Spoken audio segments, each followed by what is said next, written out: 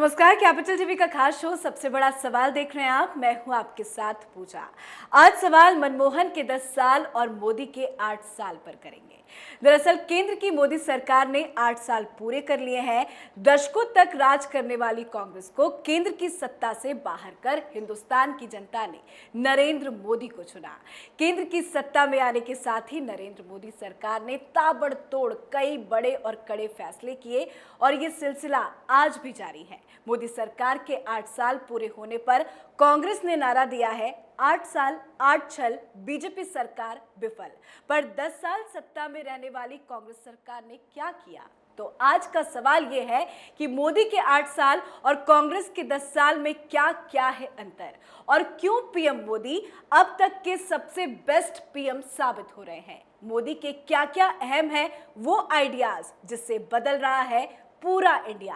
आज इसी पर चर्चा करेंगे। चर्चा के लिए हमारे साथ स्टूडियो में मौजूद है कैपिटल टीवी के editor in chief doctor Manish Kumar. Doctor साहब, बहुत बहुत स्वागत है आपका। धन्यवाद। हमारे देश में सबसे ज्यादा कांग्रेस ने ही राज किया, पर कांग्रेस के सिर्फ 10 साल और मोदी के 8 साल की तुलना करें तो हमारा देश कितना बदला है? देखिए, आपने एक ऐसा तुलना करने को कह दिया जिसमें तुलना किया ही नहीं जा सकता।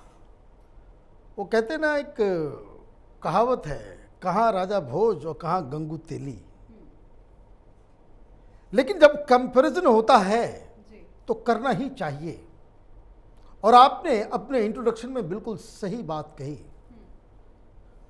मोदी आजाद भारत के सबसे पॉपुलर और सबसे कैरिस्मेटिक प्रधानमंत्री हैं। और इतिहास तो बड़ा निर्मम होता है जब इसकी विवेचना 50 साल के बाद की जाएगी।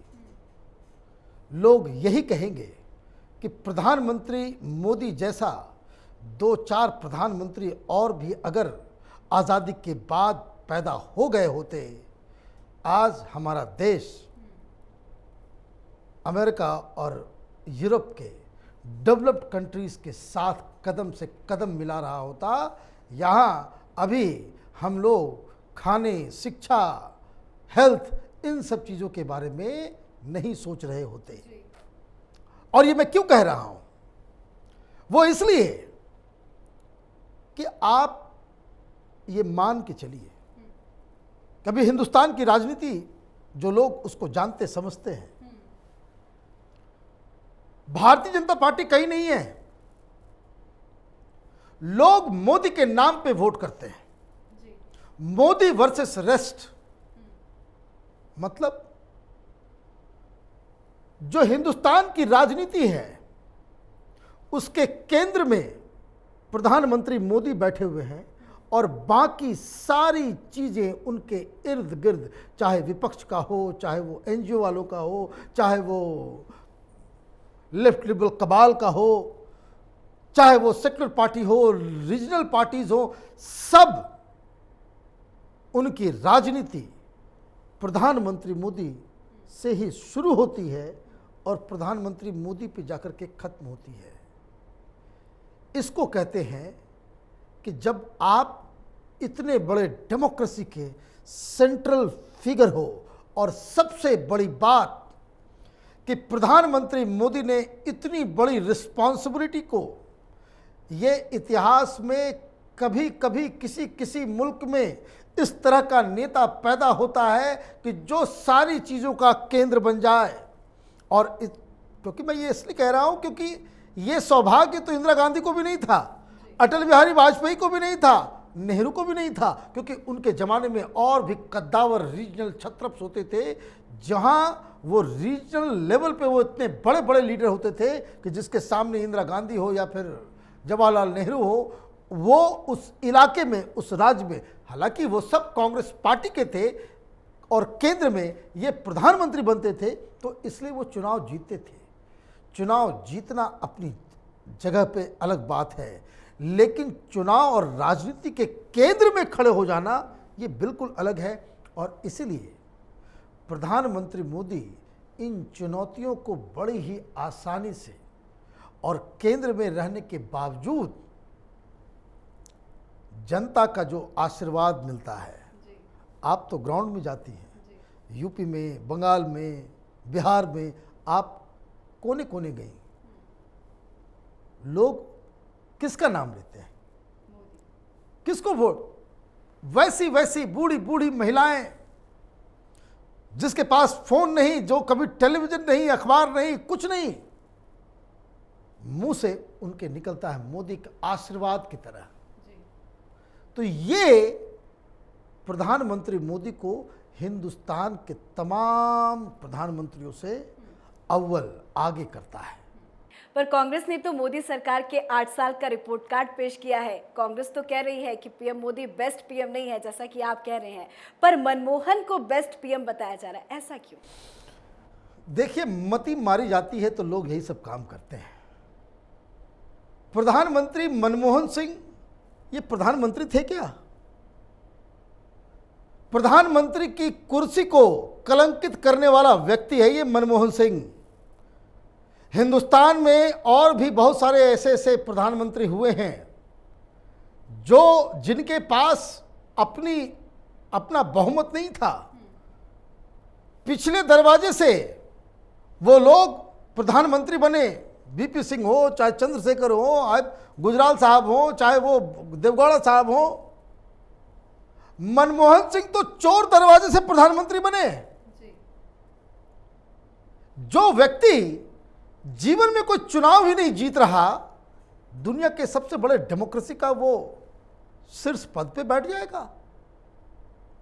ये तो कांग्रेसियों के लिए चुल्लू भर पानी में डूब मरने वाली बात है। लेकिन गुलामी इस कदर इनके दिमाग में छाया हुआ है कि ये एक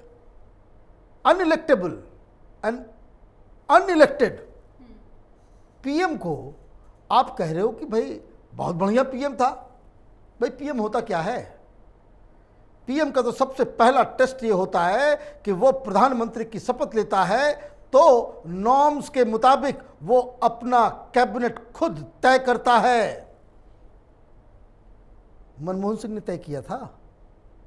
मनमोहन सिंह एक ऐसा अभागा प्रधानमंत्री अकेला हिंदुस्तान का कि जो प्रधानमंत्री के कुर्सी पे तो बैठा हुआ था लेकिन कठपुतली था। 10 जनपद में गांधी परिवार के डिनर टेबल पे यह तय होता था किस व्यक्ति को कौन सा मंत्रालय दिया जाए।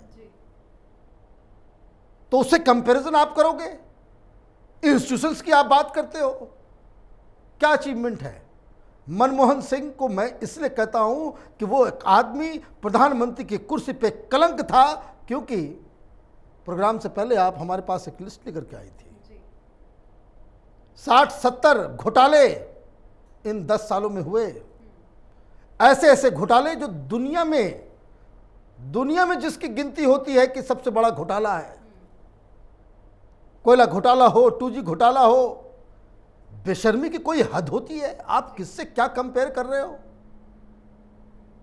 प्रधानमंत्री मोदी के इन 8 सालों में एक भी व्यक्ति प्रधानमंत्री के इंटीग्रिटी के ऊपर सवाल नहीं खड़ा कर सकता। कोई भी धोखेबाजी, घोटाला, ये काम करने की हिम्मत तो छोड़ दीजिए, सपने में भी किसी मंत्री के दिमाग में नहीं आता है। ये प्रधानमंत्री मोदी का खौफ है। न ये खाते हैं न खाने देते हैं। और कांग्रेस पार्टी कहती मनमोहन सिंह बड़ा ईमानदार। भाई ईमानदार लेकर के क्या करेंगे? हिंदुस्तान की जनता इस ईमानदारी को चाटेगी। क्या करेगी इस ईमानदारी का कि मनमोहन सिंह पर्सनली बड़े ईमानदार थे? भाई तुम्हारी ईमानदारी से क्या लेना देना कि तुम शीर्ष पे बैठे हुए हो और तुम्हारे नीचे लूट मची हुई है। तो ये कहना कि भाई, तो खैर कांग्रेस पार्टी वैसे भी डिरेल हो गई है, उनकी बात को करने की कोई आवश्यकता नहीं है। प्रधानमंत्री पिछले 8 साल में उन्होंने एक काम बहुत बड़ा किया, वो ये कि हिंदुस्तान की आन बान शान को कभी उन्होंने झुकने नहीं दिया। और ये एक सबसे बड़ा अचीवमेंट है। ये हिंदुस्तान में बैठे लोग इस चीज़ को कम अप्रिशिएट कर पाएंगे जो लोग विदेश में हैं, जिन्होंने मनमोहन सिंह या उससे पहले भी भारतीयों की जो इंडियंस की जो पोजीशनिंग होती थी, जो वहाँ के समाज में उनको जो रिस्पेक्टेबिलिटी हुआ करती थी, उसमें और प्रधानमंत्री मोदी के आने के बाद जो फर्क समझ रहे हैं, उससे बड़ा कोई दूसरा टेस्ट नहीं हो सकता। और आप किसी भी एनआरआई से पूछे, वो कहेंगे कि मोदी के आने के बाद से भारत का जो पूरा ग्राफ है, एक जो इंटरनेशनल स्टैंडिंग है, वो काफी ऊपर तक गया है। जी खैर, कांग्रेस के लिए मनमोहन सिंह बेस्ट पीएम जरूर रहे होंगे, पर पूरे देश भर के लिए, देश की जनता के लिए बेस्ट पीएम मोदी ही है। लेकिन पीएम मोदी के कार्यकाल में अगर कार्यों की तुलना करें, लिस्ट बहुत लंबी है, नोटबंदी, सीए, एनआरसी, बहुत सारी लिस्ट लंबी है। लेकिन 2024 नजदीक है, तो क्या लगता है ये लिस्ट और जुड़ेगी, आगे बढ़ेगी? 2024 क्यों? मैं तो इस बात को मानता हूं 2034 तक कोई वैकेंसी नहीं है, कोई वैकेंसी नहीं है। अब कोई पॉलिटिकल बहुत ही बड़ा भूचाल आ जाए, ज्वालामुखी फट जाए, तब तो बात ये 2024 तो केक वॉक है। लेकिन कांग्रेस कह रही है अब की बार आखिरी साल। अरे भाई कांग्रेस पार्टी को तो जो भी मन आता है, वो पता नहीं क्या खाते पीते हैं ये लोग, कुछ भी बक देते हैं। अभी तो इनके पास अपना कोई प्रेसिडेंट नहीं है, पार्टी तो बच नहीं रही है, देश चलाने के लिए निकले हैं। ये बेकार की बातें। एक बात मैं बताता हूं, आपने कामों को गिनवाया, क्यों भारत का जो सीना जो है, क्यों जनता मोदी का नाम सुनते ही इमोशनल हो जाती है। पहले लोग कहते थे कि भाई पाकिस्तान में टेररिस्ट कैंप्स हैं, तो बड़े ही जिसको कह सकते हैं कि टॉन्ट कसने के स्टाइल में लोग कहते भाई अंदर जाके क्यों नहीं मारते हो। किसी की हिम्मत नहीं पड़ी, किसी की भी हिम्मत नहीं पड़ी कि वो पाकिस्तान के अंदर घुस के मारे। और मैं आपको बता दूं, मैं तो सैनिक स्कूल से आता हूं, कई सारे दोस्त हमारे आर्मी में हैं, वो भी ये कहते थे कि ये हो जाए तो मज़ा आ जाए, लेकिन इसका बहुत बड़ा कॉस्ट हो जाएगा, क्योंकि पाकिस्तान के साथ युद्ध हो जाएगा, बहुत क्षति, बहुत बड़ा विनाश हो जाएगा। प्रधानमंत्री मोदी ने किया, वो जो गली में जो जानवर भौंकते हैं, पाकिस्तान वो भी नहीं कर सका। ये होता है कि आप किस तरीके से पहले पाकिस्तान को आपने आइसोलेट कर दिया पूरी दुनिया में कि टेररिस्ट नेशन है, टेररिस्ट नेशन है, टेररिस्ट नेशन है, और आपको एक गलती हुई कि आपने फौरन जवाबी कार्रवाई की, घुस के अंदर मारा। ये काम तो कोई कर नहीं सकता। और मैं आपको बता दूं, पाकिस्तान के ऊपर तो बाद में हुआ, एक टेस्ट हुआ था जब मणिपुर नागालैंड में म्यांमार की तरफ से कुछ अलगाववादी घुस करके आकर के कुछ टेररिस्ट एक्टिविटी को अंजाम दिए थे और भाग के म्यांमार चले गए थे। म्यांमार में घुस करके हमने मारा। ये हिंदुस्तान की सेना के सीने को जो है, क्या किया हमने गलवान में। कोई भी दूसरा प्रधानमंत्री इस देश में होता, गलवान के बाद चुप बैठ गया होता दबाव में। आज स्थिति क्या है? आज स्थिति यह है कि हम बॉर्डर पे चाइनीज आर्मी को बिल्कुल टक्कर दे रहे हैं, 1 इंच जमीन वो अंदर नहीं घुस पाया। तो ये बहुत सारी चीजें हैं जो प्रधानमंत्री इस देश के लिए कर गुजरे हैं, जो पहले लोग सपने में भी सोच नहीं सकते थे। चाहे वो आर्टिकल 370 हो, चाहे राम मंदिर हो, चाहे बहुत सारे इशूज हैं। 2024 से पहले आपने कहा 2 चीजें बाकी है जो 2024 से पहले पूरा होना है। एक यूनिफॉर्म सिविल कोड और दूसरा जनसंख्या कानून। ये 2 काम जिस दिन हुआ, हिंदुस्तान की कई सारी समस्याएं अपने आप खत्म हो जाएंगी, कई सारी चीजें सॉल्व हो जाएंगी। डेवलपमेंट का मसला है अनमैच्ड, पूरी दुनिया कोरोना में ग्रस्त होकर के खत्म हो गई। इस प्रधानमंत्री ने इस देश को कोरोना के कहर से बचाया है। और जो लोग इस तथ्य को, इस हकीकत को, इस सच्चाई को नकारते हैं, वो नाशुक्रे लोग हैं, अनथैंकफुल लोग हैं कि जिस हिसाब से मोदी खुद और उनके मुख्यमंत्रियों ने और उसमें मैं ये भी कहूँगा कि बहुत सारे राज्यों के और भी जो मुख्यमंत्री थे, जो सेंट्रल गवर्नमेंट के साथ मिलकर कोऑर्डिनेट करके जो जिन लोगों ने काम किया, वहाँ पे लोगों, लाखों की संख्या में लोगों की जान बचाई गई है। ये बहुत बड़ा काम हुआ है। पूरी दुनिया ये तमाशा देखने के लिए बैठी हुई थी कि कोरोना की वजह से हिंदुस्तान में किस तरह से लोग कीड़े मकोड़े की तरह मरने वाले हैं। ये एनडीटीवी और उनके सब एंकर्स और बहुत सारे बड़े बड़े चैनल वाले पता नहीं कहाँ कहाँ से वायरोलॉजिस्ट को उठा उठा करके बिठाते थे, जो कहते थे कि भाई कम से कम हिंदुस्तान में मिनिमम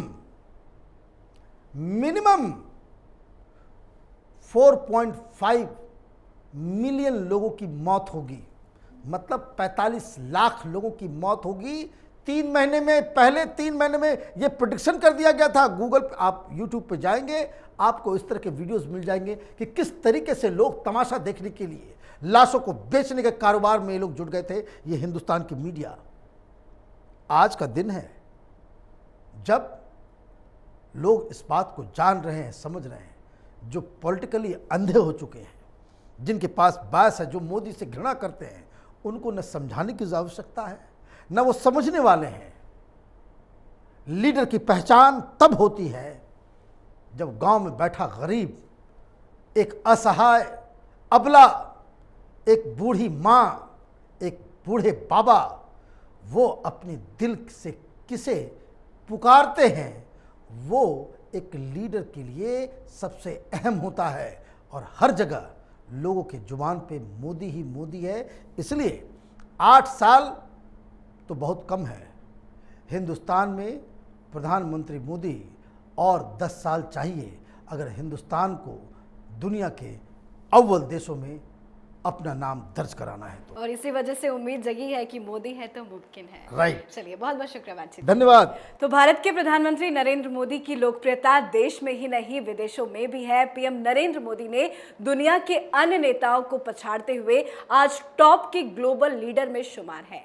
मोदी ने अब तक के अपने शासनकाल में जितने भी फैसले लिए हैं वो वाकई ऐतिहासिक है और उसका सीधा फायदा जनता तक है। सबका साथ, सबका विकास और सबका विश्वास का नारा देने वाले पीएम नरेंद्र मोदी कई बार कह चुके हैं कि उनकी सरकार देश के संतुलित विकास, सामाजिक न्याय और लोगों की सामाजिक सुरक्षा के लिए समर्पित है। मोदी के 8 साल के कार्यकाल के पूरे होने पर आपकी क्या कुछ राय है? कितना बदला है भारत? कमेंट करके जरूर बताएं। नमस्कार।